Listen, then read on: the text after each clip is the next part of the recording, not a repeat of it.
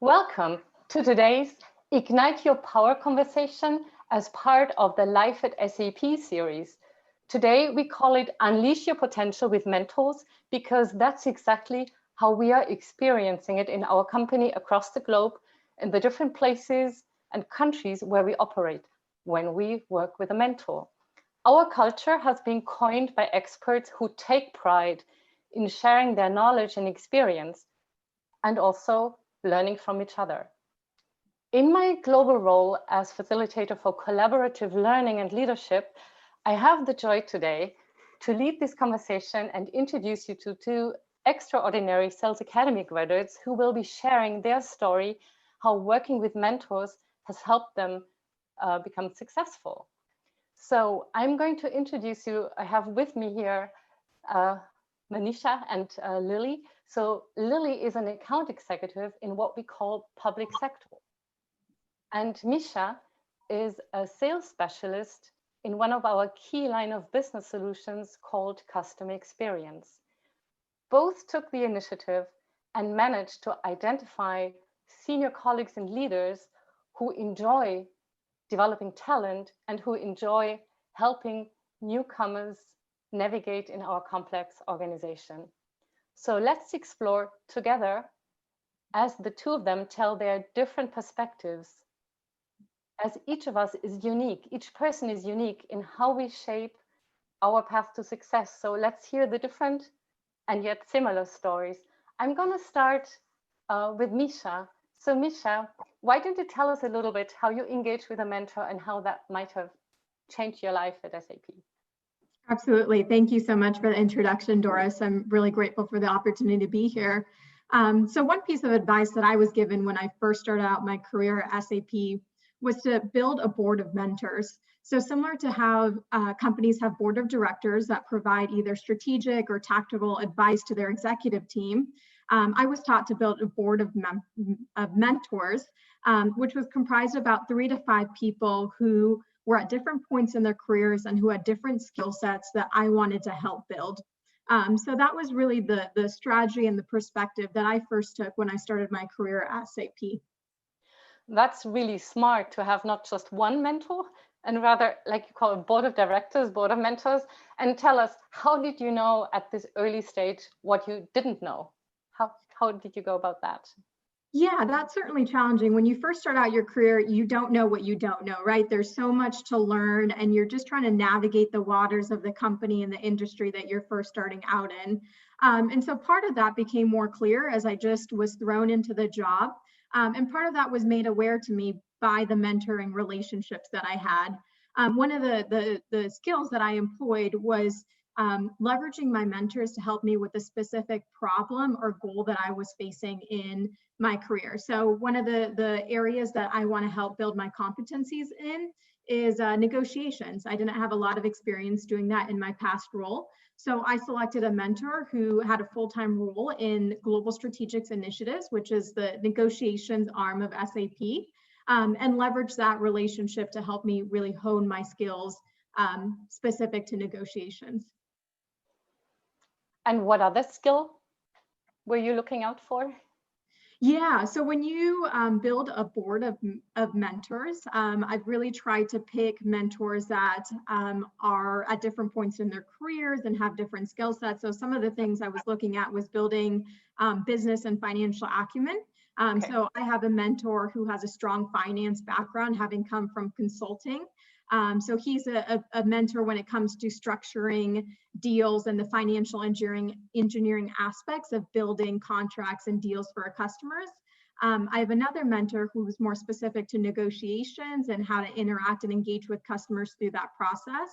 And then last but not least, leveraging a mentor just to help build the human skills that are necessary in a sales role. So being able to connect well with my customers, being able to bring a very empathetic, customer-centric type of engagement model when I'm interacting with my customers. And how could that, for example, how would such a mentoring session look like? Was it a 10-minute shadowing? Was it a half-an-hour conversation? How can we imagine that you worked? Maybe just pick one example, right? Yeah, so I think one thing that's very essential when you're building a board of mentors is to schedule a regular cadence, whether that's, bi-monthly, quarterly, annually, depending on the responsibilities and the role of someone that you are building that relationship with. If it's someone higher in the organization, they might not have the ability to be readily available to you, but they bring a very specific skill set and relationship to your engagement model. So having a regular and cadence was very helpful. The other thing that I tried to do was keep the relationship very problem oriented. So if I was working with a specific customer, I would leverage that same mentor for that specific customer engagement so that as I moved through the process, I could build on earlier conversations that I had, and they had a vested interest having seen that engagement from start to finish alongside me. Yeah, it's really good that you mentioned that, because I do remember conversations with people who are earlier in their career than you and Lily, who don't really know how to reach out to a mentor. So I hear you say, be specific or come with a particular problem that you want to solve, right? Not just go, oh, can you please be my mentor?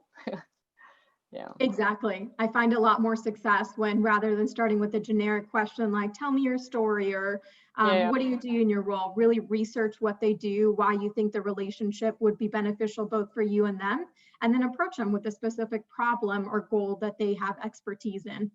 Yeah. So how many mentors do you currently have?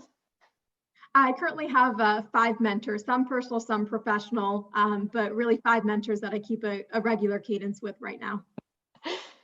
So I'm going to now shift a little bit and listen also to your colleague. We will be going back and forth, and depending also on the questions from the audience. So here, an invitation to those of you who listen to us, feel free to write in chat and answer. We'll see that we weave it into this conversation. In the meantime, I'm going to look towards Lily, who is also here with us and can maybe share a slightly different perspective. So I leave it up to her how she wants to start, what story she has brought. Yes, thank you, Doris. And similar to Misha, early on in my career, I had managers tell me, build your board of directors. And, like Misha, I definitely leveraged different experiences with different executives that overall shaped who I am today now as a leader at SAP. So really looking back at my journey, beginning at SAP National Security Services, really trying to understand, what makes my personal kind of strategy in how I tackle day-to-day objectives really was great in short term. And then also building out those long-term goals, I think really began what I like to think of a bit more structure when it comes to mentoring. So now, like Nisha, I have a select few that I keep on a cadence, and we speak every month. And now digitally, we get to kind of engage through Zoom, and it's really cool getting to know my mentors both on a personal and professional level. So keeping those structured on short and long-term goals, but then also sharing, some of the objectives that I have this summer, like vacation, but then also aligning on my professional goals, which is to exceed, quota and, some fun sales strategies that come into play. So you said, like, if we look at the two different concepts, you said short-term goal and long-term goal. When would you say you call whatever relationship you have a mentor relationship? Maybe there's a difference, like maybe. Yeah, so great question. Early on, I didn't really want to label a mentor, so I kind of thought of them as coaches in the beginning. And then I read in Sheryl Sandberg's book, Lean In, how, through cadences, you naturally can develop that kind of mentorship relationship. And so I really like to think of it more of entering in like just a coaching session, and then organically it evolves. So that's kind of really what started the foundation with me, and then really how I continue to look for additional mentors in the future. And one example is, my regional vice president did an introduction for the head of the platform and technologies group in North America.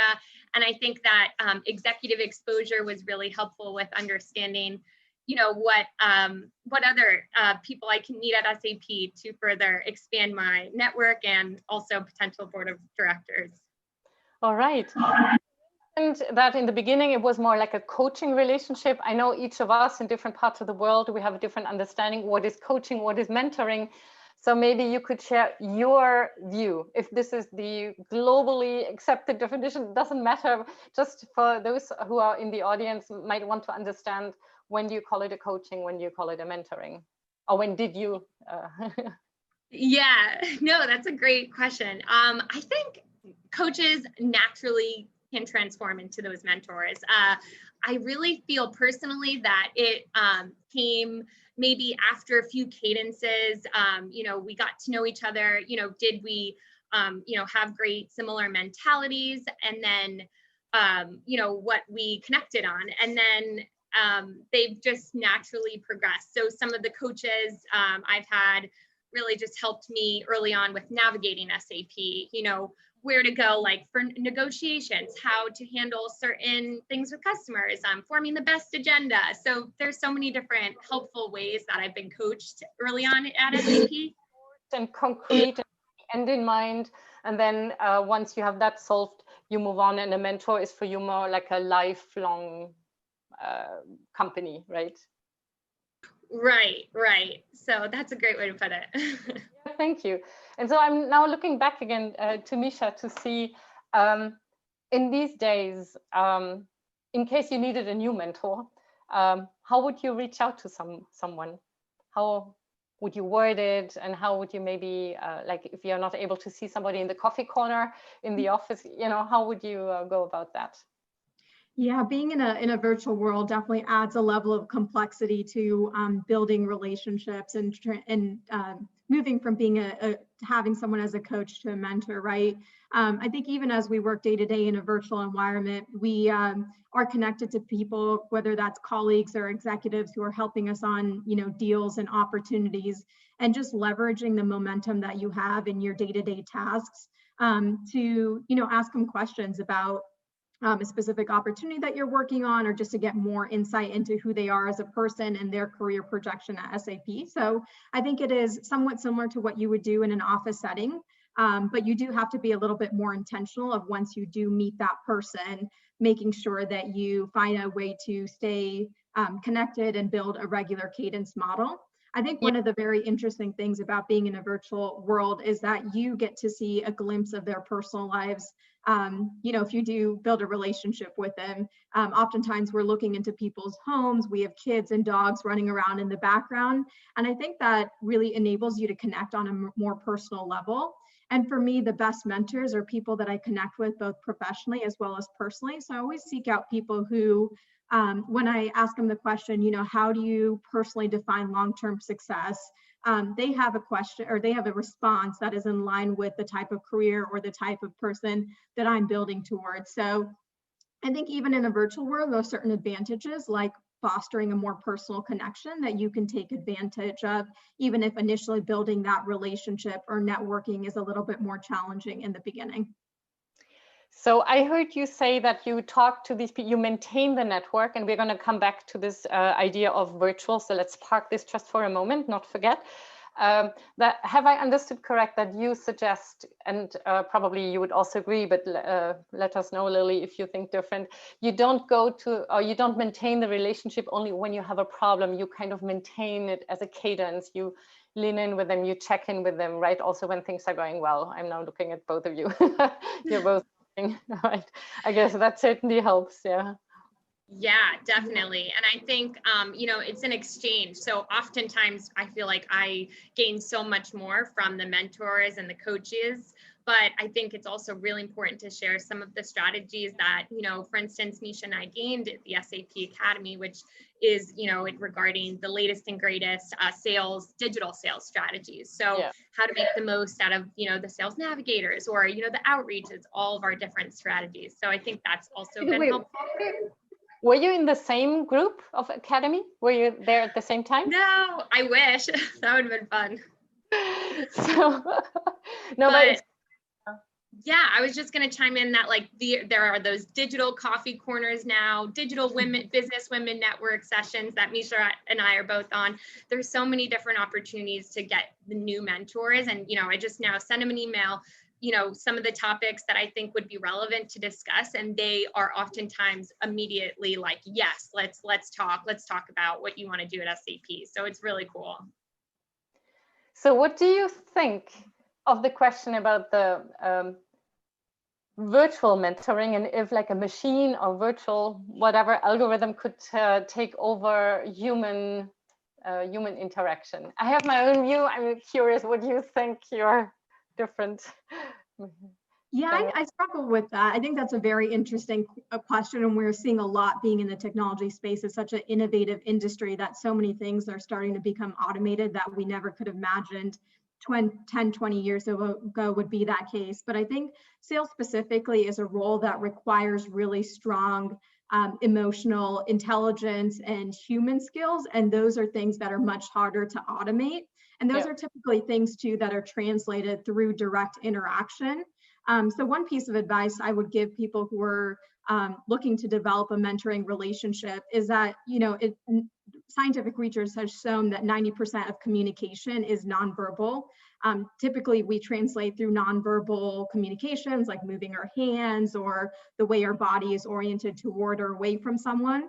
So I would recommend that you shadow them on the job. And whether that happens virtually over a Zoom meeting that they're engaging in with the client, or once we do go to a more non-virtual world, actually being able to shadow them in person. So to answer the question, I don't think that mentoring is really one of those things that can be broken down to an algorithm, especially if it's something that's more in line with building human or relational skills.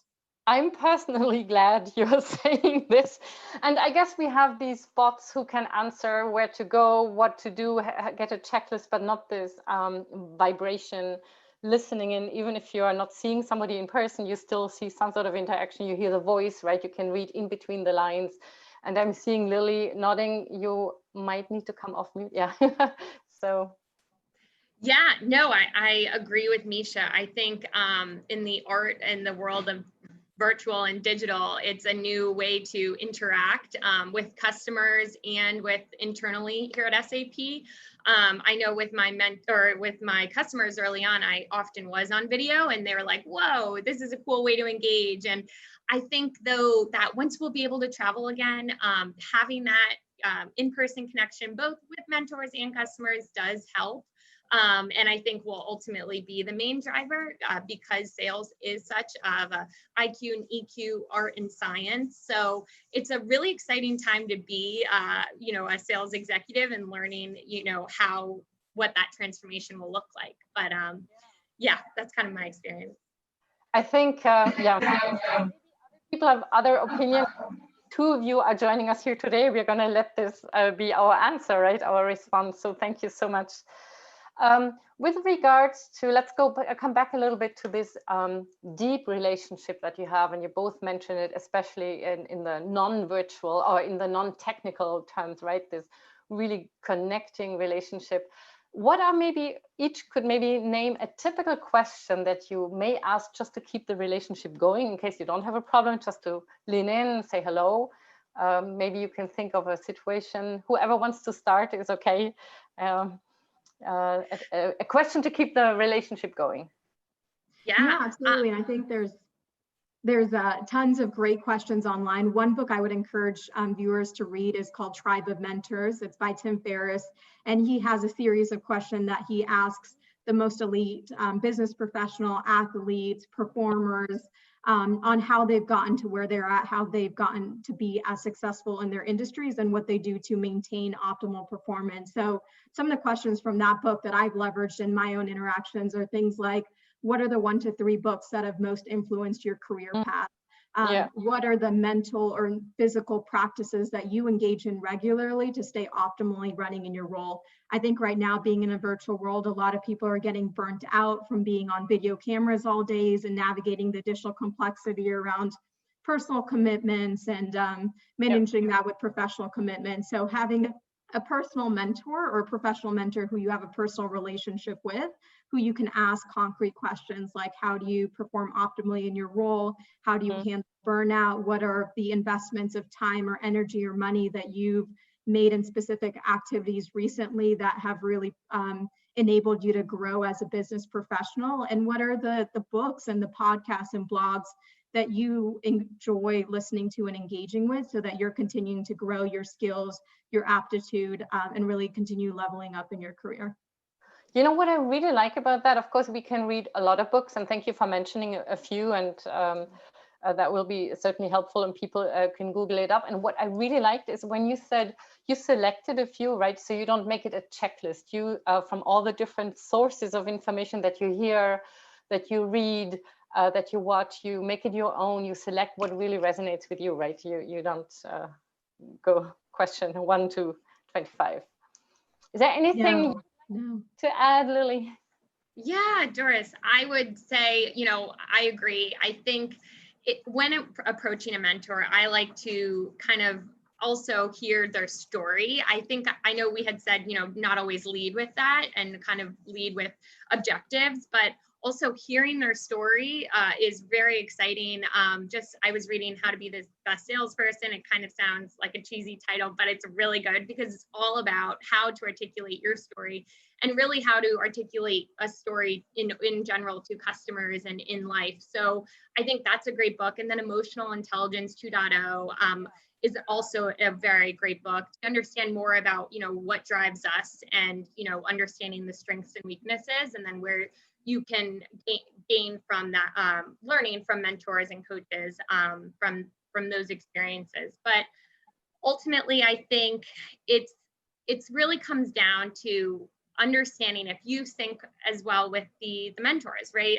So I want to be an expat in France. Ideally, I'm proficient in French, so I'm also looking all the time for expatriates who have been in Singapore for a few years. I mean, SAP is a global multinational company, and there are so many opportunities. So I think that's just, another piece to add in about how it's important to, align in your current role, but then also in aspirational goals as well with mentors. Yeah, very good. So before we move on a little bit into this experience outside of your country, maybe one question to both of you. Have you ever received an advice or heard an answer that you were surprised to hear, like maybe even a little difficult to digest? So I think some of the best mentors I've had, when I ask for the advice, they don't actually give me advice. What they do is just ask me very direct, concrete questions that make me reflect on why I've made the choice that I did, or whether the choice I'm about to make is appropriate. So I would say, it's important to ask your mentors good questions and come prepared. But I also think some of the best mentors really turn the table back on you, and their job is to help you find the right path for you by helping you become more self-aware and reflective, and guiding you and asking the right questions to make the decision ultimately yourself. So I think some of the most interesting advice has not actually been advice, but it's been questions that they've forced me to consider and reflect on. And that's really guided next steps, I think, in a way that made it much more meaningful. And I felt more ownership over what was happening than if they had just told me what to do. Yeah, no, excellent. That means you don't say, what should I do? You say, I have the following situation. I think I'm going to go for this because of X, Y, Z. And then you have the conversation going. Exactly. Right. Yeah, thanks. And maybe Lily, I know both of you have been in the job for a while, not for very long, but for a while. Have you, I mean, I know maybe in some cases you might be mentors to even more junior colleagues, and maybe you're a mentor to your mentor. So maybe you have an example to share where you have maybe been able to give an upward type of advice, a different perspective from a different point of view. Definitely. I think as well, it's so important for me to have mentors, but I think it's also so important to give back and kind of share what I've learned thus far in the field. So I'm constantly, peer-to-peer mentoring. I think I gained so much from my fellow colleagues, and then vice versa. So I've shared with them some of my strategies around like the structuring of a conversation that I have with mentors, with those cadence calls, those short and long terms. And they're like, wow, that's super helpful. I was kind of wondering how to drive that conversation or the agenda when setting up those cadence calls. And then, with so that's like called the year interview. I've shared with them, and then and the other one's the rhythm. So, and then, and to your point with mentoring, giving advice back to the mentors, I've definitely think, feedback after calls, they're constantly kind of wondering my thoughts and, how they can improve. So it's a very cool relationship. Yeah. Nice. Yeah, I would agree with everything Lilia said. I think one of the misconceptions around mentorship is that it needs to be with someone who's an executive or a senior leader to be beneficial. But I found in my experience that some of the best mentors are people who are just maybe one step ahead of me in their career. So they're only, 2 to 5 years older than me, or only have 2 to 5 years of more work experience rather than being a senior executive. So sometimes I, think, what can I give back, or what do I know after 5 years in the workforce that would be beneficial? And then I realized that having a mentor who's also relatively new to the workforce, but just one step ahead of me, allows me to have more direct, more candid conversations. They remember what being in my role was like. They understand the complexities of navigating to where they're currently at. So having that mindset, I try and make it a point to find people who are just maybe one step behind me, who've been in the workforce 2 years, or maybe just starting out, because, I was in their shoes not too long ago. So, you understand the nuances of what they're going through, and you're in a good place to help them get to the next step in their career. Yeah, that's a very interesting point, because I know a lot of people at the beginning of the career think, oh, I need to reach out to the most senior person in the company so that I can follow their footstep.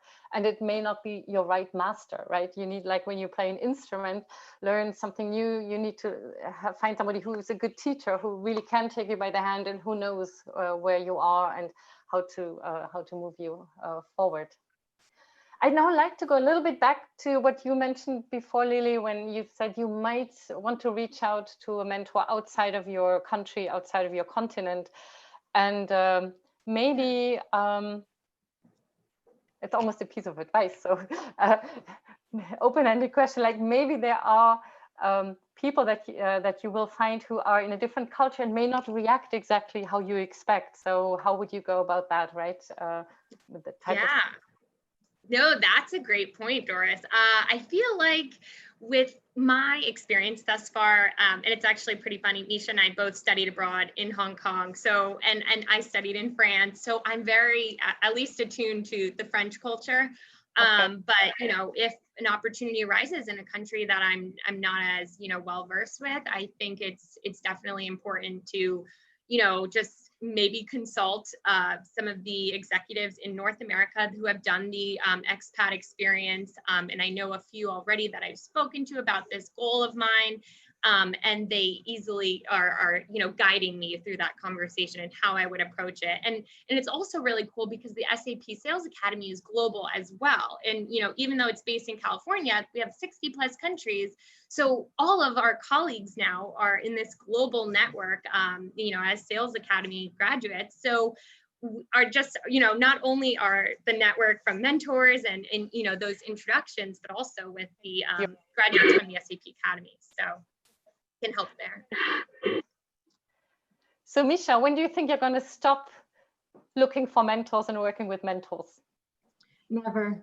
I think there's always something new to learn, especially in a company like SAP. That's a global organization that has such an expansive solution portfolio that's on the cutting edge of the enterprise software industry. Things change so quickly. There's so much to learn, and you can never know it all. So whether I'm 5 years into my career or 50 years into my career, I believe that mentorship is going to be really essential to success. And as I, have more years of experience, it's also an amazing opportunity for me to find people to mentor myself, because I think oftentimes when you mentor someone, you're actually building skills or strengthening skills that you've developed over the years.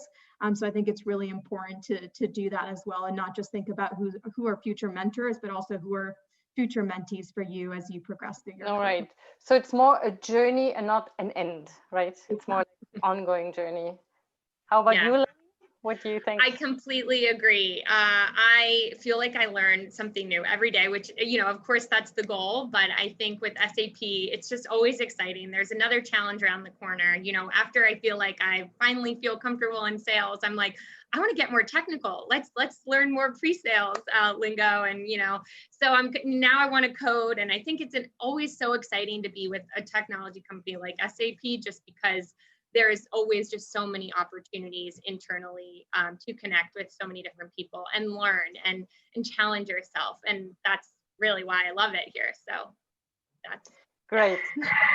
I know you both enjoy also being a mentor to more junior colleagues. Maybe each of you could give 1 or 2 pieces of advice for those of us who listen, so that we can maybe also wrap it up. And those who are in the process of considering getting a mentor, what are, you know, some pieces of advice in the sense like, how do you like to be approached? What does a mentee, what should a mentee come prepared with? You know, just some final ideas so people know how to approach a mentor. Sure. So I think one strategy I try to leverage is start with the end in mind. So think about not a specific title necessarily that I'm looking to get at one point in my career, but what is the type of leader that I aspire to be, and what are the skill sets and attributes and characteristics of that leader? And then what am I lacking when I think about who I am right now, the current state, and where I want to get the future state? So start with the end in mind, and then seek out people who have those skills and characteristics, and network your way to them. And I think when you approach them, start with more of an informal relationship where you ask them specific questions, you have some base understanding of their role and their career background. And then as you build out the relation, you can formalize it more into a sponsorship or mentorship type relationship. So I would say start with the end in mind, come prepared with specific questions, think about whether you connect personally as well as professionally with this person. And then, just ensure that this is someone who has the time and the desire to teach you how to fish, right? They're just not going to tell you what to do, but they're going to really bring you in, allow you to shadow them on the job, and help you ask the right questions to understand, what you're lacking, how to get those skills and make good decisions, and practice good judgment in your career. Thank you. We have captured already a few ideas that thought could be helpful. I guess you were talking to some of them, and maybe just to wrap it up, Lily, if you would like to highlight some of these or add to them, just so that our audience gets the maximum from your both experience. Of course. So just building off of what Misha said, find someone that inspires you, challenges you, and really lifts you up to chase your dreams, right? I know that sounds corny, but that's what I look for in mentors. And I think I'm constantly really just excited for the next time I get to speak with the person that, that has those characteristics. But ultimately, when going into a mentorship relationship, just definitely keep it informal, and then you can formalize it as time goes on, again, with that structure, but just get to know them and see if you connect both personally and professionally.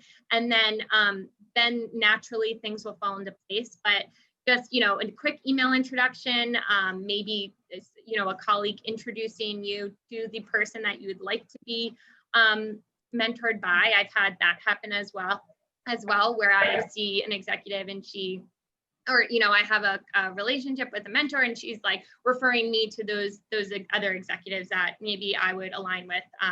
So those are my pieces of advice. Well, it's a lot, and we have to be and we have to be prepared. I know it's not like super easy. However, it is so rewarding to have a really well-working mentor relationship, and I can see the wealth and the richness of all the things you have put into this: thoughts, preparedness, attitude, hard work. And I thank you both so much for sharing your experience, and I'm sure whoever listened to this will agree with me that it was a wonderful experience, and I'm glad about all the minutes that we were able to spend together and explore this together. Thank you so much. Thank you, Doris.